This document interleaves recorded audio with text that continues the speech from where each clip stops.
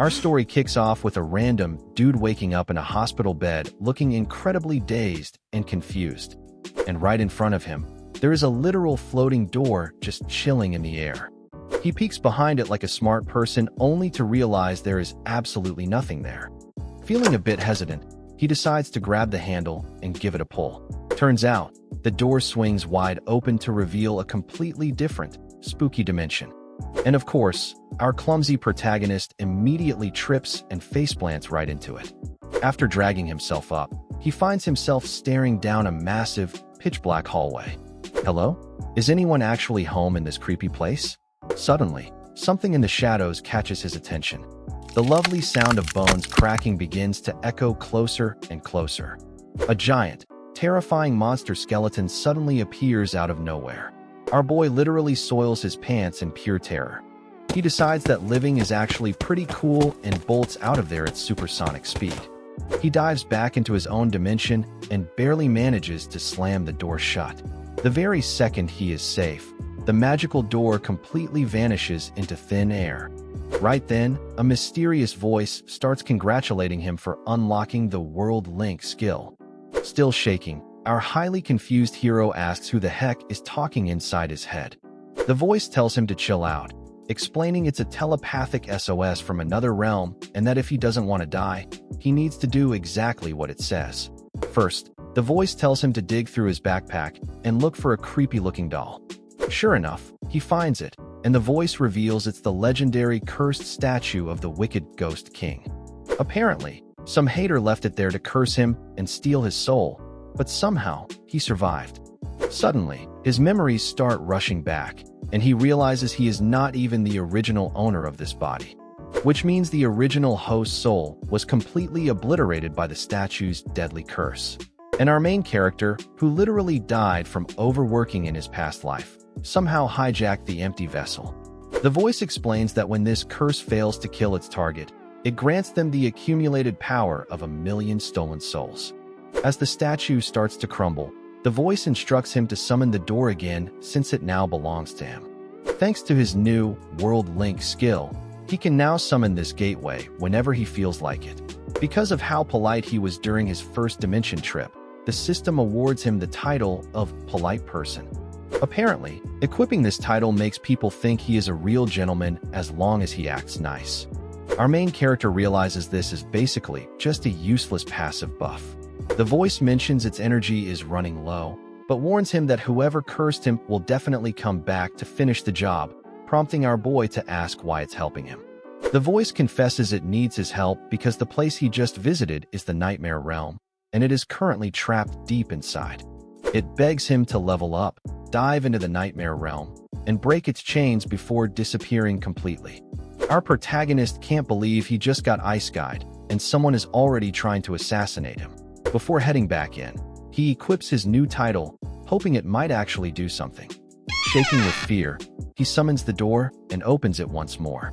He reasons that a skeleton is basically just a dead person, so surely his polite title will work and he can talk things out. Fully convinced, he stands tall, ready to negotiate like a seasoned businessman. He gives a friendly wave and politely introduces himself as Shun. The giant skeleton just stares back at him in dead silence. Our boy apologizes for running away earlier and says he really just wants to be best buddies. But the skeleton doesn't give a single crap and immediately throws a massive punch. Shin barely dodges the strike, which is so ridiculously strong it literally shatters the concrete floor. He screams that there's no need to be so aggressive and that they should just talk over tea. But the skeleton swings again, completely obliterating the dimensional door with one strike. Fortunately, our slippery protagonist managed to jump back into his own room just in the nick of time. He realizes that if the door gets destroyed while he's inside, he's toast, and sighs at how utterly garbage his title is. But his hopes of getting a better title are crushed when a system message pops up saying he can only get one per day. Knowing the assassin could show up at any second, he has no time to waste and summons the portal again. He steps right back in, determined to use his professional salesman skills from his past life. But the skeleton is absolutely not having it. It literally unhinges its jaw and devours the entire door in one bite.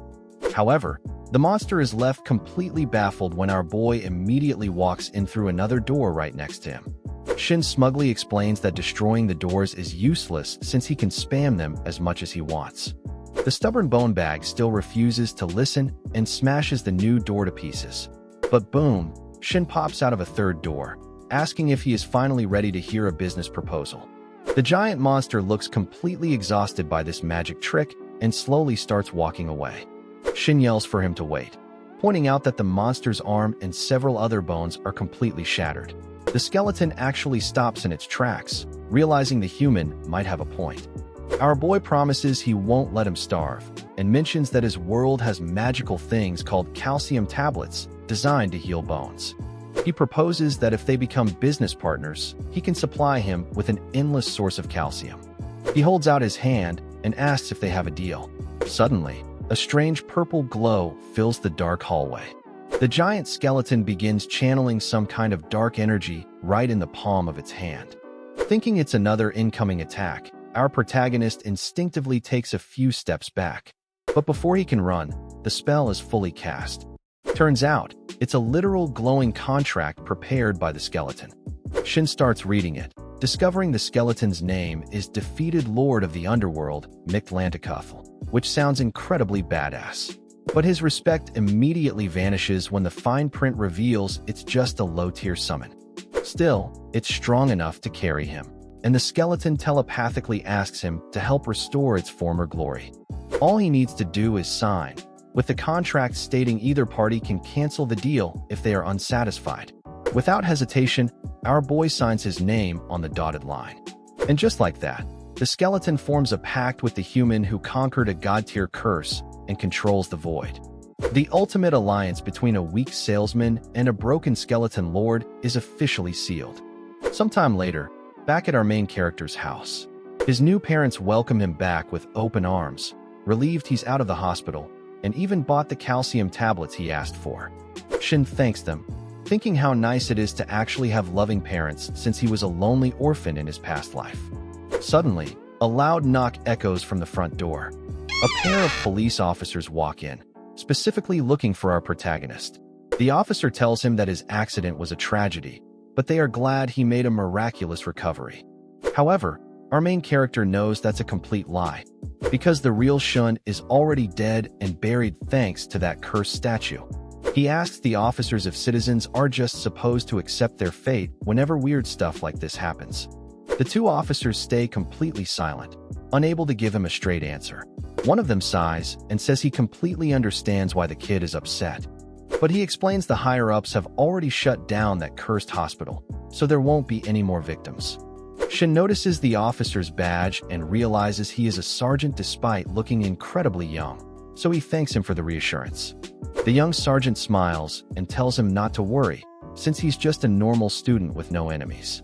With that, the officers excuse themselves, saying they have other cases to handle. Our boy realizes the curse was so terrifyingly powerful that even the police and the government preferred to sweep it under the rug. But it makes no sense. Why would anyone waste such a legendary curse on a totally average high schooler? Suddenly, the young sergeant sneaks back into the room when no one is looking. He quietly slips a business card into our protagonist's hand. He tells him to call this number directly if anything strange happens again. Shin watches him walk away, thinking that maybe not all cops in this world are completely useless. Though he still wonders if he can truly trust him, and what a single sergeant could even do against a massive conspiracy. But more importantly, now that the mastermind knows he survived, the assassin will surely be sent to finish him off. And if they can't get to him, they will definitely go after his new, innocent parents. Which means he needs to gain power as fast as humanly possible. He summons the dimensional door once again. He steps through, wearing his signature, slightly creepy salesman smile. He calls out for his giant bony business partner. The massive skeleton crawls down from the ceiling, and Shun proudly shows off the calcium supplements. But instead of looking at the pills, the skeleton points a giant finger directly at our boy's pocket. Shun pulls out a small bottle and asks if he actually wants this expensive health tonic instead. Since they can't speak, the skeleton summons another glowing piece of paper to communicate. The paper states that the skeleton wants the premium tonic in exchange for a fair trade. In return, he offers a rare artifact looted from an elf, which allows the user to instantly learn skills and techniques. Our boy snatches it up and agrees to the trade without a single second thought.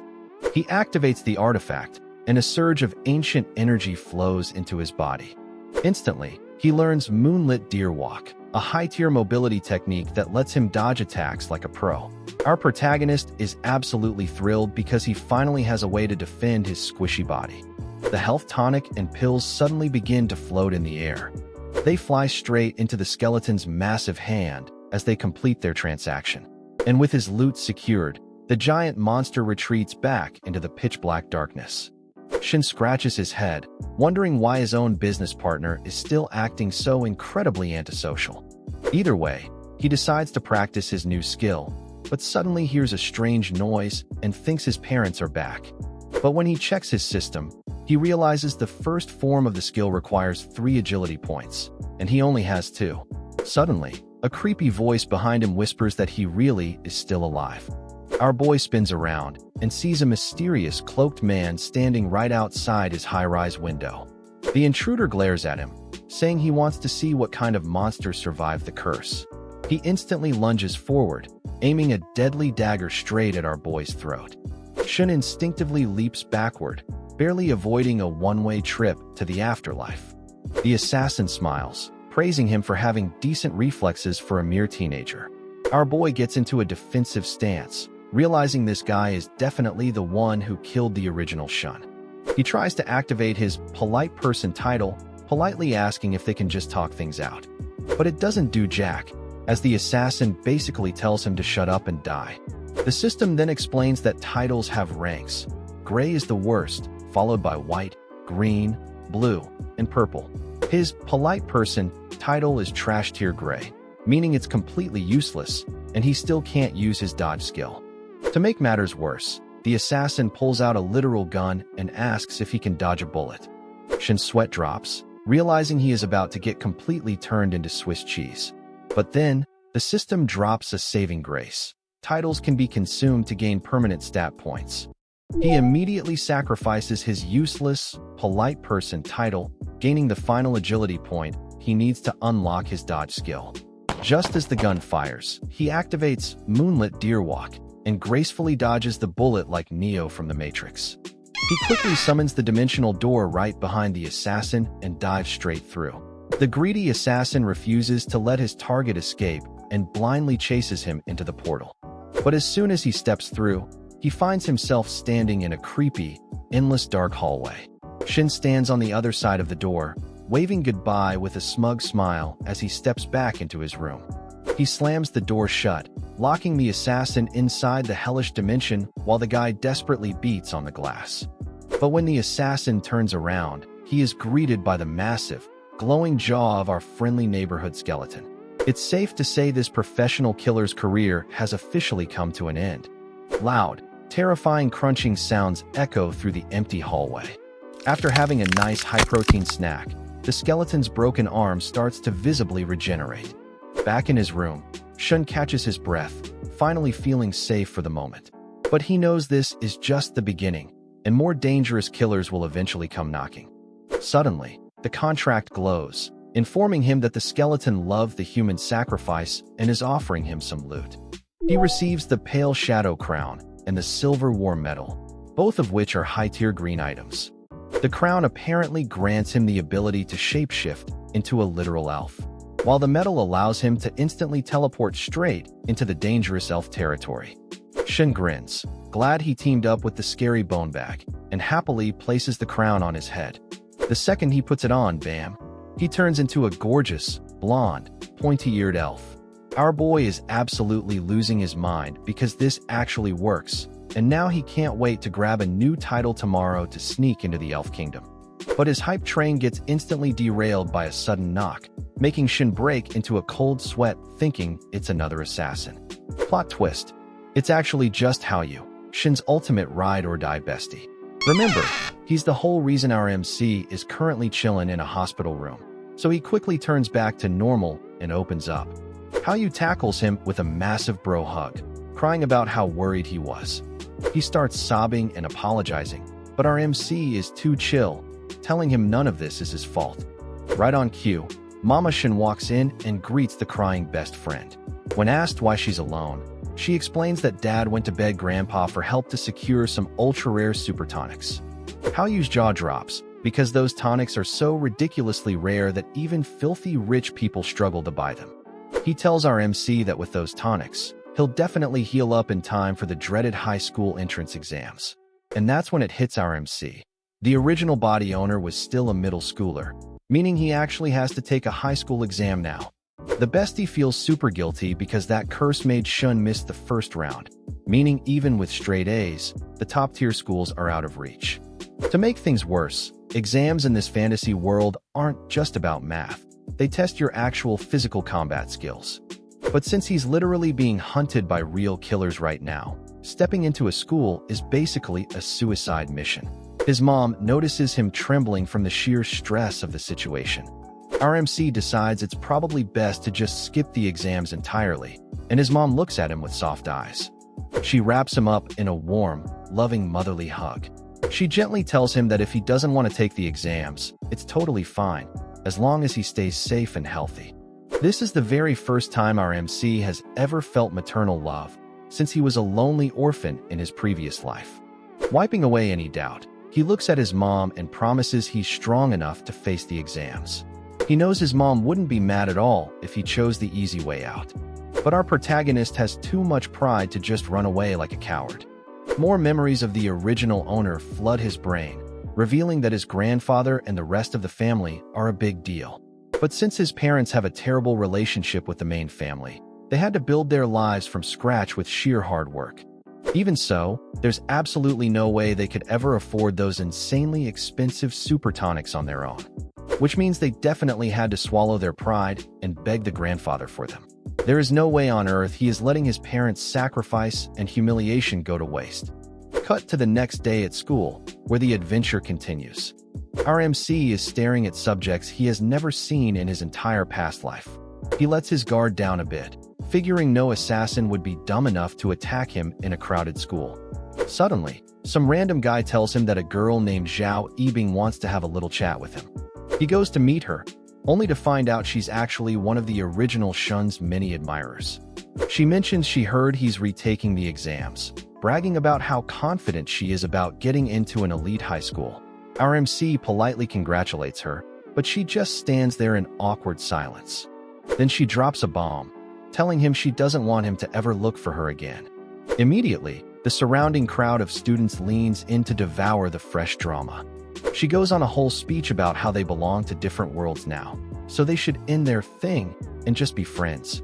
She claims she already deleted his contact and wishes him luck, leaving our MC wondering if she really dumped him over one missed exam. But our boy doesn't hold back, reminding her that she was the one always begging for his attention. So if she's serious, she should just let him study in peace. The girl turns bright red from the epic roast, while the onlookers whisper about how she only chased him because he was always top of the class. She starts crying as her friend comforts her, yelling at our MC for being so heartless after she bought him so many gifts. She turns around with teary eyes, whimpering that she really thought they were close friends.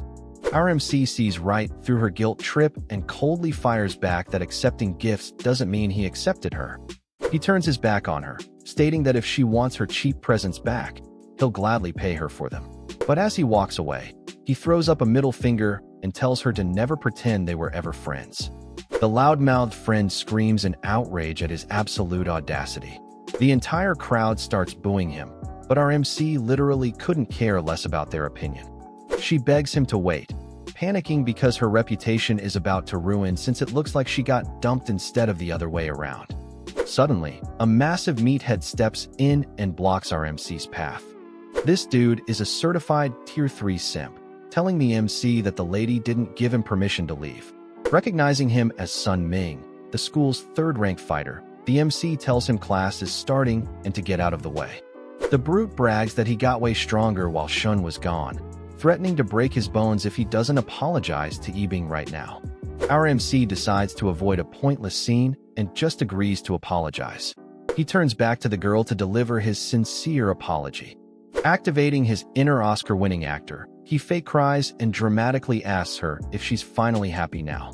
He literally runs away fake sobbing, leaving the entire crowd standing there completely dumbfounded. The girl is left blushing and utterly confused by this bizarre turn of events. She screams through her tears that she didn't mean it, telling him to ignore that idiot Sun Ming. Hearing this, the enraged simp loses his mind and charges straight at our MC. But our MC effortlessly dodges the heavy punch like he's in the Matrix. He pulls off a flawless, stylish mid-air flip. Every single student looks up, their jaws hitting the floor in pure shock. The big guy doesn't even realize what just happened or where his target went. Our MC lands gracefully right behind the giant's back. The onlookers are absolutely stunned by how much faster and more agile he has become. Having easily dodged using his moonlit deer walk skill, he asks the guy what else he wants since he already apologized. A teacher suddenly ruins the fun, yelling at everyone because the mock exam simulation is about to begin. The angry simp warns our MC that this isn't over before walking away in defeat. Later that day, out on the school's training field, while our MC is stretching, his bestie walks up to him to chat. He mentions there's still a long wait before their turn and suggests hitting up a comic shop to kill time. But our MC remembers he still hasn't claimed his daily title, so he makes up an excuse about needing the restroom. He sneaks through the school corridors, making sure absolutely nobody is watching him. He quickly slips inside the empty bathroom. But lurking in the shadows, a mysterious figure is stalking his every move. The shady stalker follows him right into the restroom. He's literally holding a wicked, dark dagger in his hand. He creeps up slowly to the stall door where our MC supposedly entered. But when he kicks it open, the stall is completely and utterly empty. Our MC had already crossed over to the other dimension, transforming into his elf form on the way. He tries calling out for his skeleton buddy, but gets nothing but dead silence. As he walks, his foot bumps into the gun left behind by the assassin the skeleton devoured. He picks it up, thinking at least he has a weapon for the elf realm now, even though he has zero clue how to shoot. He wonders where the heck that skeleton is, but there's no time to waste standing around. He activates the metal to teleport straight into the elven territory. But right before the teleportation finishes, that mysterious voice echoes in his head once again. The voice apologizes for not having enough power to help him, but spawns a little gift right in his hand. And with a bright flash, our protagonist vanishes from the spot. In the blink of an eye, he is successfully teleported into the elf territory. Our MC stumbles a bit, feeling dizzy from the sudden dimensional jump. He looks down at the dagger in his hand, realizing it's the gift from that mysterious voice. Suddenly, a voice behind him barks out, asking who goes there. It's a group of 3 elves, and they seem to recognize him as someone named Fern. Our MC instantly realizes they've mistaken him for someone else entirely. They tell him they're glad he finally made it. Otherwise, they would have had to call off the entire mission. He plays along, but notices all 3 of them are wearing the pale shadow crown, meaning they aren't real elves either. Their leader whispers that since they've fooled the elves into thinking they're heroes, they will strike tonight, assassinate the elf chief, and steal their treasures. Our MC keeps up the act and says, of course, casually adjusting his crown. The others instantly panic, screaming at him to stop touching it. Because if he accidentally reveals his true undead identity, they are all completely dead meat. And that's when it clicks. The Fern they wanted was actually his skeleton buddy, who basically dumped his whole mission onto him. The group begins sprinting at full speed toward the elven village. They are so ridiculously fast that our MC can barely keep up with them. By nightfall, they reach the gates, and they tell him entering is the easy part. He just has to show his medallion. One of the undead gives him a creepy look, telling him that he will do the actual assassination while they cover him from outside. A super nervous MC gulping and asking, "Wait me." They all glare at him with terrifying, hollow eyes, asking if he's trying to chicken out. With no other choice, he acts tough, claiming his dagger is absolutely thirsty for blood. Because he knows damn well that if he says no, these creepy undead will murder him on the spot. But then again, trying to kill the Elven King in his own castle is literally a suicide mission anyway. The Elven guards step forward and demand to see their entry medallion. He flashes the metal, and they politely open up the gates for them. Step 1 is a success, They are officially inside the enemy territory. On the way, our MC can't help but look at the peaceful elves, like a sweet mother with her little daughter. He even starts blushing when two gorgeous elf girls look at him like he's some kind of legendary hero. They finally arrive at the castle gates, and the undead tell him the chief is waiting for him inside. The three imposters state they'll wait outside while he goes in to meet the big boss alone. He walks in shaking with anxiety, but tries to look on the bright side. Maybe he can score a sweet new title from this. As he steps inside the grand hall, the massive doors slowly creak shut behind him. Standing right there is the majestic elven chief, quietly reading a glowing ancient grimoire. The chief turns around and warmly welcomes him to the castle. But something instantly catches our protagonist's eye. Remember, his cheat skill lets him see other people's titles too. And this absolute unit of an elf has a massive list of legendary purple titles like Grandmaster of Arcane Arts and one of the 5 world heads. Meanwhile, our MC is standing there with his sad, common-tier title of Polite Person. His anxiety skyrockets, realizing those other strong undead didn't dare face this monster of a chief themselves. Trembling in pure terror, he vows to get revenge on that skeleton Fern for setting him up like this. But the chief just thanks him for his service and tells him to go relax in the village. And with a snap of his fingers, he teleports him to a completely different location. He lands right in the middle of a massive, lively celebration feast with tons of food. The undead imposters are already there, whispering that they'll wait for the chief to let his guard down while they have his back. Our MC knows exactly what they mean. They're going to use him as bait, steal everything, and run away. Right then, a stunning young elf girl approaches and asks our MC to dance with her.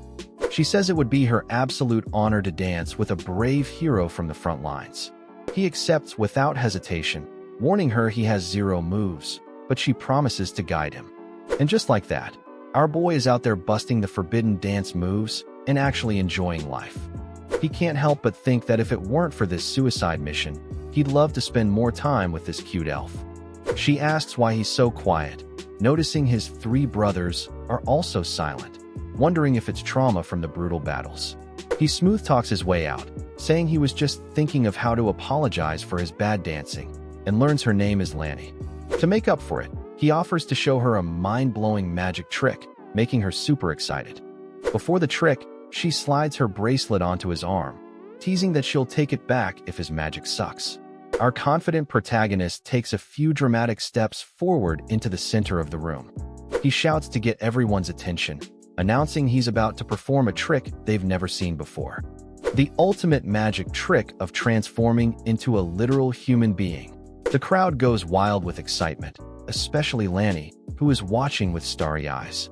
Even the undead imposters are intrigued, thinking Fern is pulling off some genius distraction strategy. Our MC slowly reaches his hand up toward the pale shadow crown on his head, and without warning, he rips the crown off, instantly turning back into his original human self. He winks and tosses the crown directly to Lanny as a little parting gift.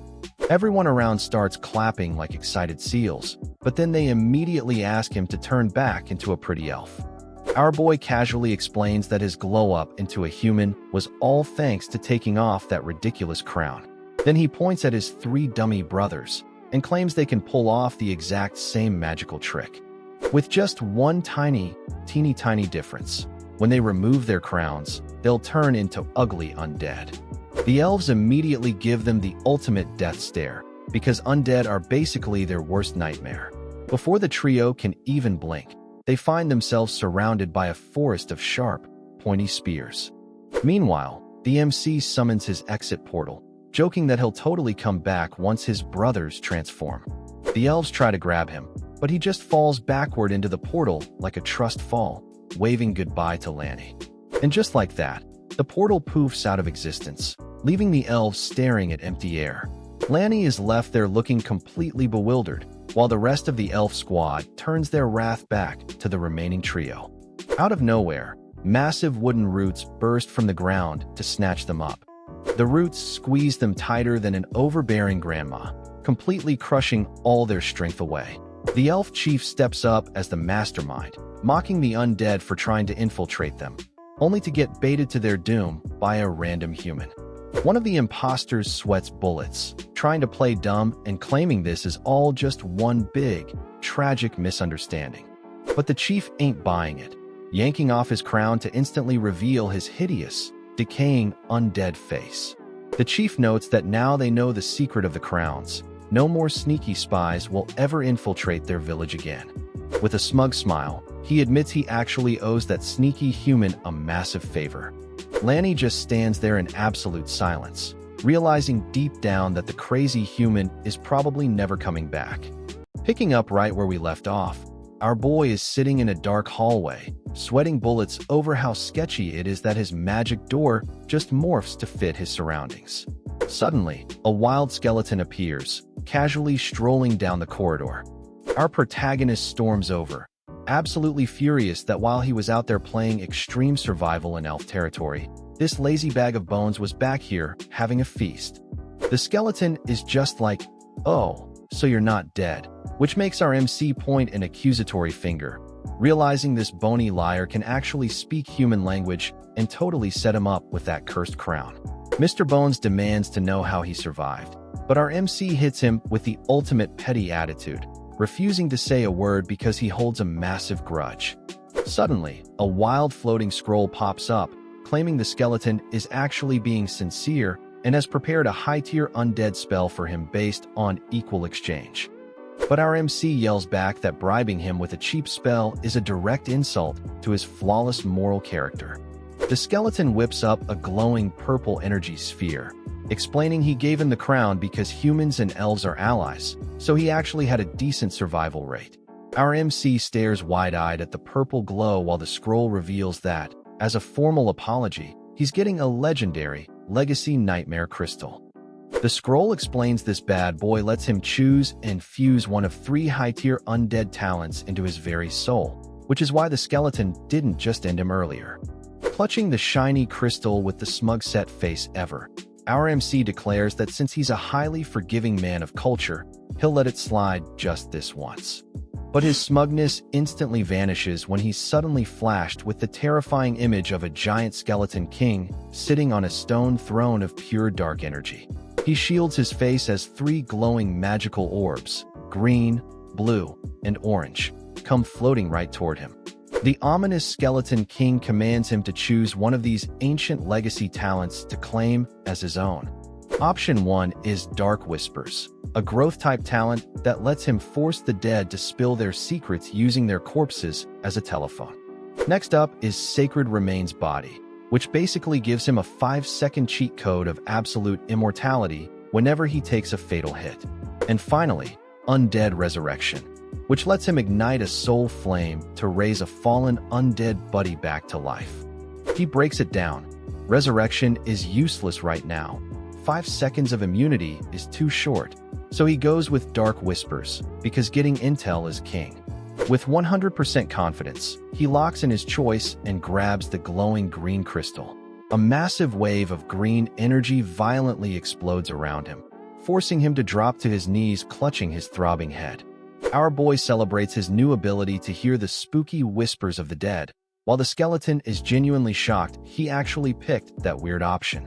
When asked if he messed up, the skeleton admits it's just because it doesn't give him instant combat power, and literally nobody in history has ever chosen it. The skeleton then asks for the juicy details of what happened out there, and our MC finally agrees to spill the tea. He explains the original target was supposed to be an elven priestess, and the skeleton's jaw literally drops when he realizes the guy behind it is the strongest high priest of the entire elf race. While our MC is busy processing how insanely overpowered that elf priest is, the skeleton realizes that with the 3 Nightmare Knights captured, the heat is finally off his back. Our MC just watches as the ancient skeleton slowly drags itself away down the spooky, pitch-black corridor. Shaking off the weird encounter, he decides to mind his own business and heads straight out through his trusty metal door. Instantly, a system notification pops up to announce that for surviving and opening this door, he's earned the special title One of Us.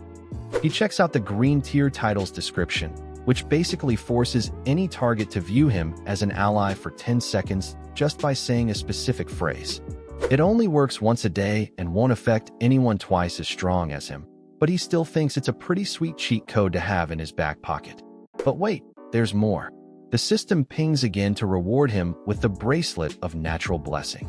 He admires the white flower bracelet on his wrist, absolutely thrilled that Lanny's gift is an excellent green-grade item that boosts his spirit power. Walking down his school hallway, he counts his massive haul: a short sword, a green title, a magic bracelet, and a gun, fully prepared to hide them before class. Out on the school field, the gym teacher barks out that the agility exam is starting, calling up his best bud Chun Haoyu to the starting line. The coach gives the signal, and Haoyu dashes forward like his life depends on it, trying to dodge high-pressure blasts of purple paint. Standing in the crowd, our MC cheers at the top of his lungs, telling his buddy to stay focused and keep his cool. Haoyu manages to weave through the paint streams, yelling back a quick thank you for the moral support. Right on cue, a massive blast of purple paint hits him dead in the face, making the entire class burst out laughing.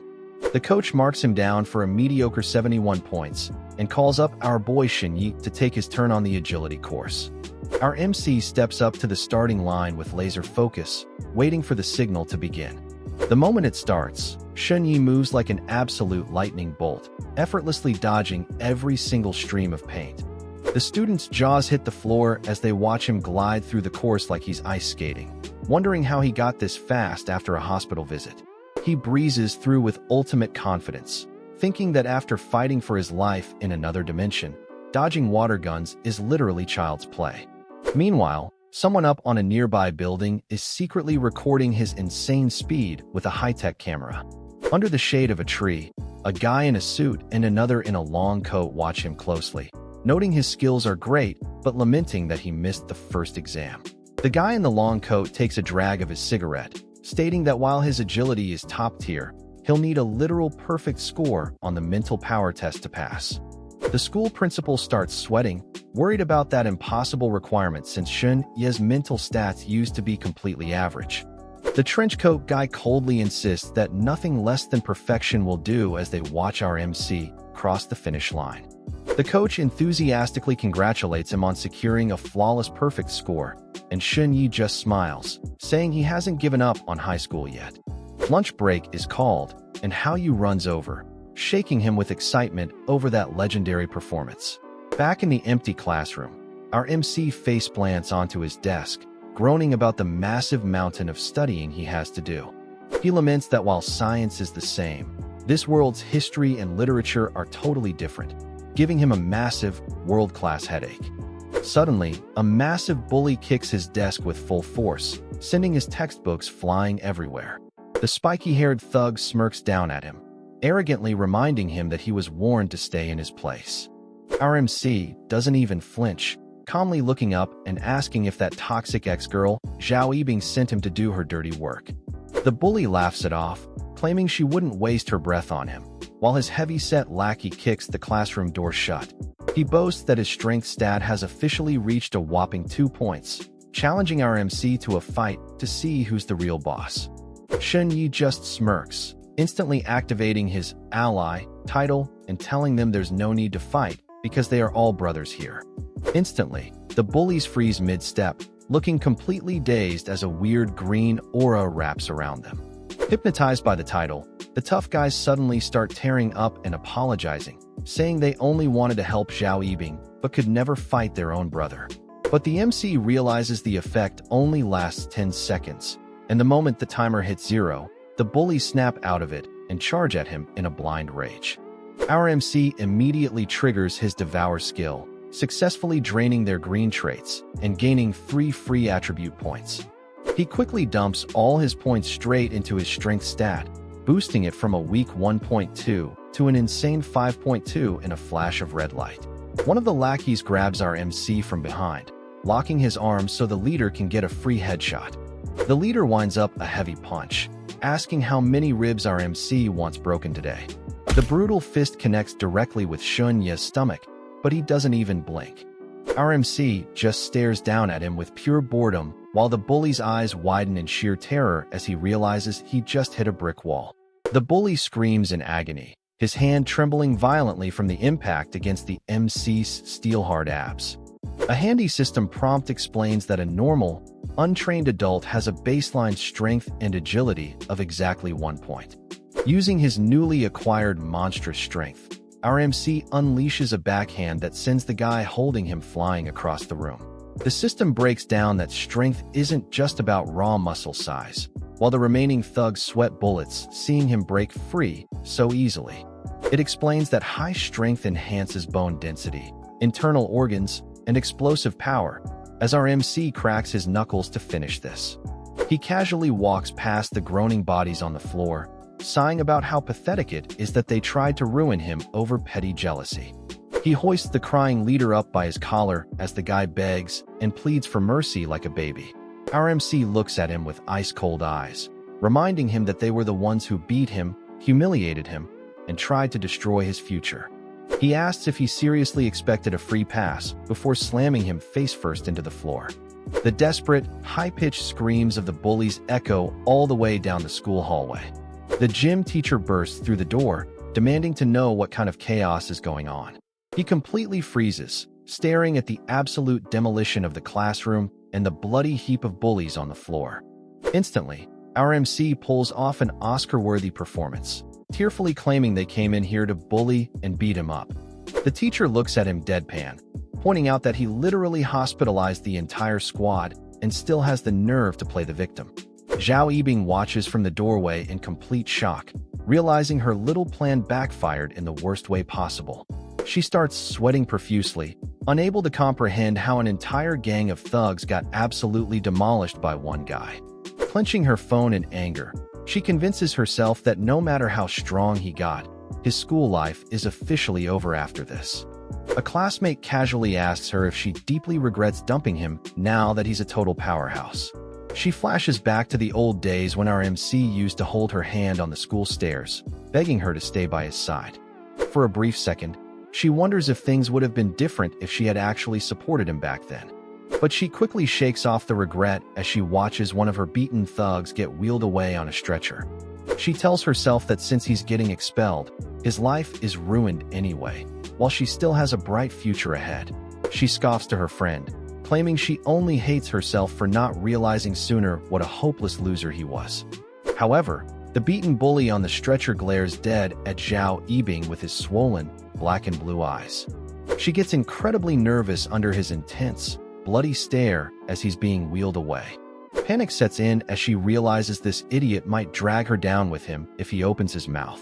She desperately prays that he keeps his mouth shut and doesn't expose her as the mastermind behind the assault. The sheer terror of being exposed in front of the entire school makes her heart race. The bully tries to mumble her name through his broken teeth as the medics push him down the hall. Instantly, every single student in the hallway turns their heads to stare directly at her. In a desperate move to deflect, she forces out fake tears, pretending to be deeply traumatized by the violence. She dramatically screams into her phone, claiming the crazy MC attacked her friend and that she's calling the cops right now. Our MC just watches her pathetic acting with amusement, while the gym teacher realizes this drama is spiraling out of control. The coach sternly orders him to march down to the principal's office, and our MC calmly complies. Meanwhile, the principal is busy sucking up to the legendary Qian Russian, begging him to recruit some of their top students. A panicked secretary interrupts them, screaming that Shun Yi just got into a massive brawl, and the cops are already here. She hands the principal a phone, revealing that our smart MC actually recorded the entire fight himself. The principal and Qian Russian stare at the screen with their jaws completely dropped. Over at the police station, two officers are watching the footage in absolute disbelief. The cop asks if he planned to record it all along, and our MC plays innocent, claiming he was just terrified of being beaten to death. The officer explains that despite the clear self-defense video, he still needs to come with them to process the paperwork. The gym teacher steps up to defend him, arguing that he already missed one exam due to an anomaly and can't afford to miss another. Surrounded by a faint green glow, our MC stays cool, planning to use this free time to optimize his stat points. The principal bursts into the room, praising him for his genius move of recording the fight. Qian Russian walks in with a confident grin, stating that fighting those low-tier thugs was a waste of time because our MC is way out of their league. He hands him a sleek business card, highly praising his combat sense and his perfect score on the agility test. Shunyi stares in awe at the card, realizing this guy is the regional director of the legendary Human Martial Arts Group. We get a breathtaking view of the futuristic city where this massive organization controls an elite library of secret martial arts. Joining them is basically a golden ticket, represented by a majestic stairway leading straight to the heavens. Our MC observes the director wrapped in a terrifyingly dense blue aura, realizing this man is an absolute monster in power. Qian Russian reveals his scanners show the MC's strength is at least 4.5, asking him for the exact number. Realizing he just found the ultimate bodyguard to keep assassins away, our MC calmly states his strength is actually a solid 5. The principal and the teacher instantly lose their minds, screaming in absolute disbelief at a strength stat of 5. While Qian Russian chuckles in approval, our clueless MC innocently asks if a strength of 5 is really that big of a deal. A visual of a giant mech suit and an ancient greatsword appears, explaining that even a 4.5 is unheard of for a high schooler. He explains that with 5 strength, he can pilot heavy combat mechs and wield legendary ancient weapons, offering him an immediate spot and a retest. Our MC happily accepts the offer, while Qian Russian reassures him that the school brawl situation is already taken care of. Out of pure curiosity, the director then asks what his psychic power stat is. Smiling casually, our MC says his psychic power is just a modest 3, thinking he shouldn't show off too much. Qian Russian just smirks, taking a slow drag of his cigarette upon hearing that insane number. Once again, the principal, the teacher, and the cop freeze in absolute shock at a psychic stat of 3. Qian Russian challenges him to a quick demonstration, pointing at an office chair and telling him to move it. Our MC quickly shifts his stats, making the office chair levitate in a brilliant display of blue telekinetic energy. Seeing this god-tier talent, the police captain instantly orders his men to pack up their things and leave. He whispers to his subordinate that a kid with these stats is destined for greatness and way above their pay grade. Shunyi keeps holding the chair up with a strained smile, sweating slightly from the mental exertion. Qian Russian bursts into roaring laughter, wrapping his arm around him while reciting a dramatic poem about rising to greatness. The school staff happily applauds, but the director politely asks them all to leave so he can have a private chat with the prodigy. The staff exits, closing the door behind them, as Qian Russian lights up another cigarette. Exhaling a cloud of smoke, he asks our MC what his ultimate dream in life really is. Our MC enthusiastically says he wants to be just like him, making the director chuckle and ask what his heart truly desires.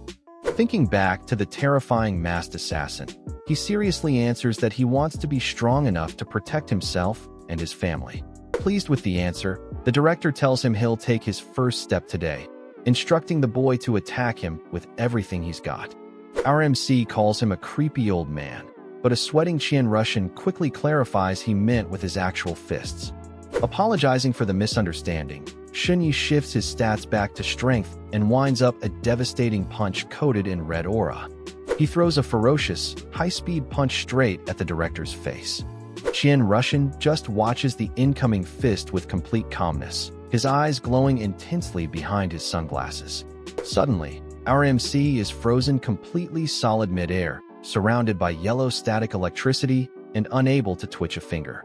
The director smirks, explaining this is a high-level immobilization technique, asking if he'd like to learn it. He then pulls out a literal revolver, telling the kid to pay close attention because he's about to show him some real magic. He points the gun straight at his own forehead, making our boy sweat bullets in sheer terror. The gun fires, but Qian Russian is completely safe. The bullet remains frozen in midair right next to his head as he flashes a confident, badass smile. He explains that there is no such thing as an unbreakable defense, only attacks too fast to react to, before inviting him to the elite Hidden Dragon Project. We see the majestic campus of one of the world's most prestigious high schools under a clear blue sky. He explains that normal people have zero chance of entering since the exams are completely gate-kept by noble families, sparking our MC's curiosity. A visual displays the legendary treasures of these noble families: a glowing red sword, a jewel-filled chest, a golden cross, and a blue orb. Our MC seriously wonders if his original body's grandfather belongs to one of those incredibly wealthy noble clans. Saying his goodbyes, Qian Russian vanishes in a literal whirlwind of speed that echoes down the hall. Peeking out of the office, our MC is immediately ambushed by the principal and teacher, dying to know how the meeting went. He tells them he signed the contract and that the director is already on his way to meet his parents, making the principal throw a mini celebration. Suddenly, his phone starts buzzing with an unknown number, and he picks it up out of curiosity. The voice on the other end introduces himself as Luo Feichuan, telling him to head to the police station immediately for updates on his case. We see the imposing facade of the local police headquarters under the bright daylight. Sergeant Luo, a cool cop with a cybernetic hand, invites our MC into his office to show him some crucial evidence.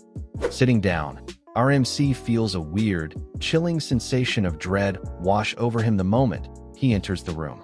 The sergeant hands him a tablet showing a photo taken on the rooftop across from the hospital on the day of his incident. He zooms in on a suspicious guy wearing sunglasses on the roof, and our MC immediately lies through his teeth, saying he has no clue who that is. The sergeant gravely notes that forensics believe this suspect was trying to activate some kind of cursed object from the rooftop. He asks our MC directly if he was carrying anything weird that day, making Shunyi sweat under the pressure. Internally, he realizes this sunglass guy must be the one who activated that terrifying Ghost King statue. To avoid getting dragged into a government conspiracy, he keeps his mouth shut and claims he only had his normal school supplies. The sergeant looks thoughtful, asking if he experienced any breathing difficulties or loss of control during the hospital incident. He denies it, but internally suspects this cop knows way more about the supernatural than he's letting on. A high-angle shot shows the tense office atmosphere, with our MC feeling an overwhelming sense of impending doom. He points out that he suddenly remembers his backpack was wide open when he left school, even though he distinctly remembers zipping it. The sergeant locks eyes with him, asking in a chilling tone if he's actually checked what's inside his bag yet. Our MC nervously says he hasn't, while noticing a very suspicious twitch in the sergeant's cybernetic hand. Sensing danger, he secretly dumps all his attribute points back into agility, preparing for a quick getaway. He slightly lifts his foot, channeling a bright green speed aura into his shoe. He readies his escape skill, prepared to summon a door right under his feet if things go south. Out of nowhere, the office phone rings loudly, completely shattering the suffocating tension in the room. Wiping away his sweat, our MC suggests he should step outside so the sergeant can answer the call in private. The cop coldly orders him to stay put, picking up the receiver and identifying himself. A distorted, creepy voice on the line simply tells the sergeant that his time on this earth has officially run out. Instantly, a massive shockwave of red energy explodes directly out of the phone, blasting paperwork everywhere. Our MC shields his face in terror, realizing this deadly magic attack was aimed directly at the sergeant. He recognizes the destructive high-speed technique Qian Russian warned him about and curses his terrible luck. The blast sends the sergeant crashing violently through the office window and down to the street below. Red emergency sirens instantly start blaring across the station, warning of a hostile breach. The automated system blares for all non-combat staff to evacuate and find immediate cover.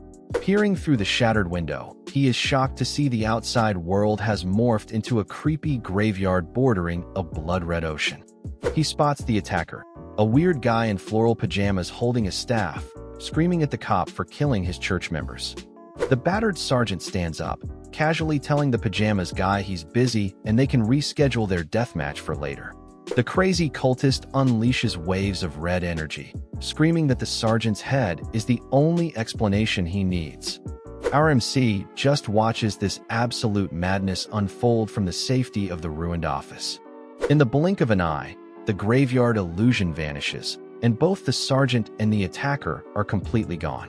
Clutching his chest, he feels that same terrifying, cold presence inside the office, demanding whatever is hiding to show itself. His eye suddenly ignites with a piercing, supernatural green glow as his skill activates. The system alerts him that Dark Whispers is active, forcing any lingering soul tied to a corpse in this room to speak.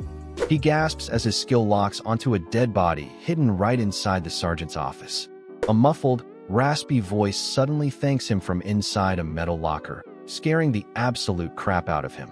He takes a defensive stance, his green eyes glowing as he demands to know who's stuffed in there. The voice bitterly complains that it never expected to be dragged back into its own corpse just to answer questions. Our MC's eyes widen in sheer horror as he recognizes the familiar voice coming from the locker. A pale, trembling hand slowly pushes open the metal door from the inside.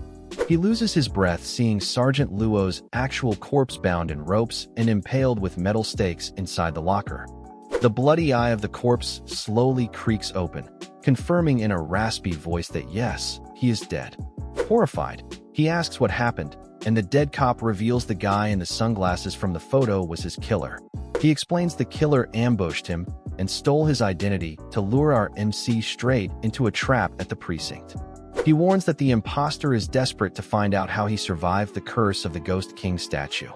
Our MC realizes the pajama-wearing cultist's surprise attack actually saved him by disrupting the assassin's interrogation. He tells the dead sergeant that the fake cop got dragged into the anomaly ocean by the pajama cultist. The corpse coughs up blood, smiling as he explains that wasn't magic, but a terrifying interdimensional anomaly. A split-screen visual shows how these anomalies tear open reality to merge our world with dark dimensions. He seriously asks what the difference is between a simple anomaly and a full-scale calamity. We see the terrifying shadow of a colossal dark beast, representing a world-ending calamity of pure destruction. The sergeant asks if he remembers the massive earthquake that wiped out Jiangnan City, and our MC nods. The cop drops a bombshell. The earthquake was a cover-up, and the city was actually devoured by a calamity, killing 13 million people. He warns that time is running out, and since that was just a minor anomaly, the assassin could return any second. Panicking, our MC is told by the corpse to rush to the third-floor armory and input a secret override code.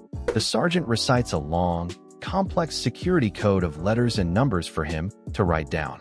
He tells him to use the special pen outside the armory, just as the system announces the sergeant's soul has officially departed. He stands there in silence, staring at the lifeless body of the honorable cop stuffed in a locker. He bitterly realizes why other cops turned a blind eye. In this brutal world, if you don't have power, you're just prey. Gently holding the sergeant's police cap, he decides exposing the killer right now is suicide. He places the cap back on the sergeant's head, knowing the killer has inside help and could easily silence him. He softly shuts the locker door, frustrated by his own lack of power to avenge this good man right now. He rests his forehead against the cold metal locker, overwhelmed by anger and grief. But when he looks up, his eyes are burning with absolute fury, swearing he will get vengeance no matter what. He crushes the paper with the code in his fist, promising to make those bastards pay. Suddenly, loud banging on the door interrupts him as a voice demands to know if he's inside due to the anomaly. A heavy-set cop throws the door open, ordering our MC to come out for a mandatory security scan. Captain Wong walks in, ordering the other officers to head downstairs so he can speak with the sergeant and our MC alone. In a highly suspicious tone, Captain Wong tells him not to worry, claiming only the sergeant was affected by the spell. The heavy-set officer nods and exits, closing the office door behind him. We get a close-up of Captain Wong's face, his cold, calculating eyes giving away his sinister intentions. He notices the locker is empty and threateningly asks our MC where he hid the sergeant's body. Instantly, Captain Wong moves at superhuman speed, leaving a blur of wind across the room. He lunges over the desk to grab our MC, only to freeze in shock as he realizes the kid has completely vanished. He rips off his face mask, revealing he is indeed the sunglass assassin, cursing that he got outsmarted by a 15-year-old. He barks into his radio, ordering a citywide manhunt to capture the MC under the guise of him being a suspect. The station's automated PA system blares that the scan is complete, ordering all staff to gather in the courtyard. Out of nowhere, a glowing red metal door materializes right on the office wall. Our MC pokes his head out, confirming his suspicions that the killer has high-level accomplices in the precinct. Looking out the broken window, he realizes he could easily hide in the nightmare realm, but he'd rather stay and make these bastards bleed. He climbs up an exterior drainage pipe like a spider, determined to reach the third floor and trigger the override. With perfect agility, he leaps through an open window on the third floor. He dashes down the empty corridor, desperately scanning the doors for the armory. He spots the security terminal and frantically prepares to punch in the massive code he wrote down. Suddenly, a smug voice behind him chuckles, saying he knew he heard a little rat scurrying around up here. Our MC spins around in panic, finding the heavy-set cop blocking the hallway with a heavy metal baton. Sweating bullets, our MC hilariously pretends he's just studying for finals while frantically typing the code behind his back. The corrupt cop recognizes the terminal as the world government's emergency override, wondering how a kid got the code. He charges forward in a rage, determined to paint the walls with the MC's brains before he can finish. Our MC instantly summons his metal door, completely blocking the cop's brutal strike. The cop is blown back, shocked by the sudden barrier, demanding to know if this is his innate magic. He slams his baton into the concrete wall next to the door, shattering the plaster. He leaps into the air, drawing a massive energy blade to slice through the MC's ultimate defense. Right before the blade hits, our MC makes the door vanish into thin air in a swirl of red energy. The cop overextends, lunging forward to tear the MC apart with his bare hands. Our MC summons the heavy metal door right in front of his face, making the cop crash headfirst into it. The corrupt cop collapses to his knees, bleeding and cursing how a stupid door can be this ridiculously durable. Our boy grins triumphantly as he successfully inputs the final digit of the security code. The Kunlun AI system blares to life, confirming the code, locating the sergeant's corpse, and exposing Captain Wang's fake identity. The system immediately authorizes Regional Director Qian Russian to eliminate the threat with extreme prejudice. The bloody assassin corners our MC, growling that he has more than enough time to tear him apart before help arrives. Our MC tries to summon his door again, but his energy is running dangerously low. The killer grabs him by the arm, locking him in place while charging a fist of dark purple energy. Shen stares in panic at the glowing fist inches from his face, with a system countdown showing 26 seconds left. The killer roars "Die!" but at exactly 25 seconds, a blinding golden light explodes right next to them. Out of nowhere, Qian Russian drops from the ceiling like a meteor, delivering a devastating punch of pure golden energy. The massive shockwave sends our MC flying across the hallway like a ragdoll. Qian Russian strikes a badass pose, repeating his cool motto about no defense being unbreakable against absolute speed. He mocks the killer for thinking he'd take 30 seconds to arrive, while our MC eagerly thanks him for the clutch save. Back in the office, Qian Russian kicks his feet up on the desk and asks the kid to be 100% honest about how he got that code. He explains Sergeant Luo gave it to him, leading the director to deduce the cop knew the silent church and the assassins were hunting him. Both of them pay their respects to the sergeant, noting his unyielding sense of justice was what ultimately got him killed. The director notes he's lucky to be alive, confirming the hitman belonged to the notorious League of Assassins. They wonder who on earth would spend a fortune hiring top-tier assassins just to take out a random high school kid. Our MC asks why the sergeant didn't just use the Kunlun emergency code himself to get help. Qian Russian explains that Kunlun is the world government's ultimate AI and only deploys for absolute emergencies. He reveals the tragic truth. The sergeant couldn't fight back because his own primary weapon had been secretly sabotaged. A female agent enters, presenting Sergeant Luo's metallic exoskeleton gauntlet in a velvet box. She explains the gauntlet was jammed with a virus, but rebooted the second he died, proving he was betrayed by someone very close to him. Our MC stares at the metallic glove, finally understanding why the honorable sergeant's gear failed him in his final moments. The director tells him that since he's officially one of them now, he's going to teach him his very first life lesson. He warns him to always beware of human malice, as humans with dark intentions are far more terrifying than any monster. Our MC nods with a serious, mature expression, swearing to keep those words engraved in his mind. Snuffing out his cigarette, the director says it's time to go meet his parents and get that official contract signed. Walking down the hall, our MC asks why they aren't staying to clear out the anomaly outside. He warns him not to be naive, recalling a horrific case where a survivor of an anomaly turned out to be a skin suit for a tentacle monster. That beast leveled half a city before being put down, so he'd rather not mess with cults and anomalies if he can avoid it. We get a cool profile shot of Qian Russian, a dangerous glint reflecting off his dark sunglasses. He makes a quick phone call, ordering a deep background check on a woman named Xiao Mingyu and her ties to the dead sergeant. Instantly, his face turns pale as he breaks into a cold sweat from the shocking info he hears on the line. Our MC notices his sudden panic, wondering who this mysterious Xiao Mingyu is and what she had to do with Sergeant Luo. At a beautiful traditional estate, the MC's parents chat with the director before sitting down to discuss their son's future. They sit down for tea, finally dropping the bomb that he actually belongs to the incredibly powerful Sanjin Shin noble clan.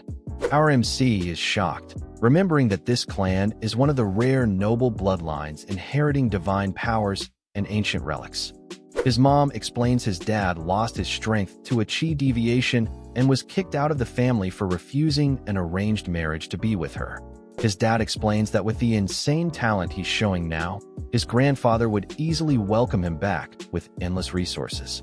But he warns that signing with the martial arts group means giving up his noble inheritance, leaving the ultimate choice to him. Our MC falls silent for a moment, carefully weighing both paths for his future. With absolute certainty, he looks at his parents and chooses the human martial arts group, shocking his mother. He smiles warmly, saying he has no interest in begging a snobby clan for scrap resources when he can forge his own path. His parents smile tearfully, proud of how much their boy has grown, as his dad heads out to call the director. Our MC recalls the bitter childhood memories of visiting his grandfather, only to be met with cold stares and utter contempt. His only good memory was playing with the other clan kids on top of an old stone wall. His parents embrace him tightly, while Qian Russian cheers as they officially sign the contract and welcome him to the family. The director suggests he move into the group's elite dorms to prepare for the upcoming high school entrance exams. Meanwhile, at the hospital, the toxic ex Zhao Yibing is sitting on a bench, obsessively refreshing her phone. She smirks maliciously, seeing her smear campaign video against our MC is officially trending online. She sends a smug text, absolutely convinced she has destroyed his life while keeping her own reputation spotless. She poses arrogantly under the sun, imagining him ending up as a broke loser with no future and no power. Suddenly, her phone buzzes with a high-priority system notification. The screen flashes a red warning, stating her post was banned and deleted for spreading illegal misinformation. She panics as she reads that the police cleared his name and the human martial arts group is suing her into oblivion. Cut to a massive school banner congratulating our MC for signing with the corporate giants and getting guaranteed admission offers. The toxic ex collapses to the hospital floor sobbing over her ruined life, while her beaten boyfriend groans in his hospital bed. We see the breathtaking glass skyscraper of the human martial arts group shining under the blue sky. Inside the glass elevator, the director and our MC discuss the official report of the precinct battle. Our MC asks about merit points, and the director explains they are the ultimate currency used to buy secret techniques, weapons, and rare materials. His phone buzzes, notifying him that the world government has granted him a massive bonus for his heroic actions. The elevator dings at the 105th floor, and the director warns him to stay inside while they investigate the hits put out on him. He steps out into a luxurious lobby where a private butler bows and guides him to his personal penthouse suite. A massive screen in his room turns on, showing a personalized welcome message from the super idol, Su Mulin herself. He chills on his king-sized bed as the idol gives him exclusive front-row VIP tickets to her next concert. He grins like a total fanboy, remembering she was the absolute favorite idol of his body's original owner. Looking around, He realizes everything from the flowers to the paintings has been custom-tailored to his exact personal tastes. Stepping onto his massive balcony, he is blown away by the VIP treatment, realizing the true perk of having absolute power. We get a breathtaking panoramic view of the sprawling city skyline, glowing in the gorgeous sunset. Staring into the sunset, our MC smiles with determination, planning to dive back into the nightmare realm at midnight to grind for his next title.